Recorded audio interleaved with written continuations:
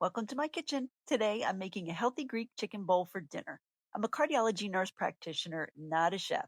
So I will give a few alternative suggestions for those with cardiac conditions. This meal includes wonderful ingredients such as cucumbers, tomatoes, avocados, carrots, arugula, and garbanzo beans. So let's get started. I have already rinsed and cut about a pound of chicken breast into small pieces and made this delicious marinade. The marinade includes olive oil, a little bit of salt, lemon pepper, paprika, garlic powder, oregano, and lemon juice from one lemon. Skip the salt if you have hypertension or heart failure. For those with these cardiac conditions, it's important to watch your sodium intake because of its side effect of causing fluid retention. Mix the chicken and the marinade evenly to soak up all the flavor. You could let this marinate in the refrigerator for about 30 minutes, but not necessary. I used it right away.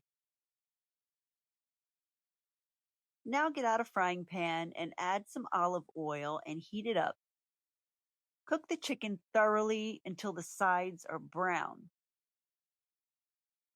I cooked it for about 15 minutes.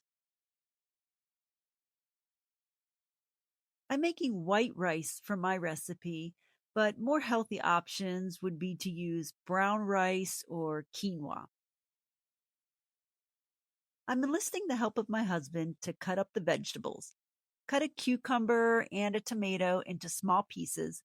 Also, cut up avocados and shave some carrot slices. The rice is done and looks good. Now, boil the garbanzo beans in some water in a saucepan until soft. Not featured here, I removed the water and pan fried them in light olive oil, seasoned with garlic powder, oregano, and paprika. Get all your other ingredients ready, which can include Greek olives, feta cheese, arugula, and tzatziki sauce.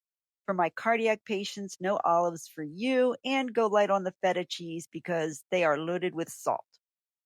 Make a vegetarian option and skip the chicken as my daughter does. This was the first time making this meal and it turned out great.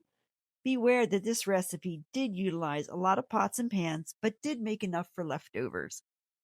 So let me know in the comments what you think of this recipe and if you would use any alternative ingredients. Thanks again for watching. Be sure to subscribe for more wellness content.